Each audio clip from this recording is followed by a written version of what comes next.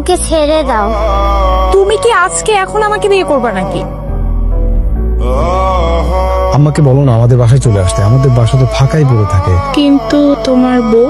ওকে যদি আমি বই মনে করতাম, তোমাকে আমি বিয়ে করেছি কিসের জন্য?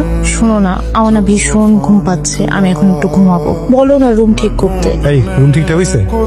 তাহলে দাঁড়া আসছেন, যা। এখন থেকে এই যে সংসার পুরাটাই তোমার। আম্মু আমাকে কি আব্বি স্কুলে দিয়ে আসবে না? না মা, এখন থেকে আমি তোমাকে স্কুলে নিয়ে যাব। এই যে আপনি যদি এখন স্কুলে যান তাহলে রান্না বান্না কে করবে? রান্না করে রেখেছি। কেমন আছো তুমি? আমি অনেক ভালো আছি, তুই কেমন আছিস? ভালো আছি। কেমন আছেন ভাই? কৃষ্ণ পাইছে, একটু জলপানের ব্যবস্থা পান। কি ব্যাপার, আপনি এখনো দাঁড়ায় আছেন কেন? তাড়াতাড়ি যান, শরবত নিয়ে আসেন। আম্মু আমার স্কুলে দেরি হয়ে যাচ্ছে তো। দাঁড়িয়ে আছো কেন? যাও শরবত নিয়ে এসো। আমার ছেলে শরবত চাইছে, তুমি বুঝতে পারছো না? এটা তো সতীনের মেয়ে, আর এটাই সতীন। হ্যাঁ। এখনই কি করে বের করে দিচ্ছিস না কেন?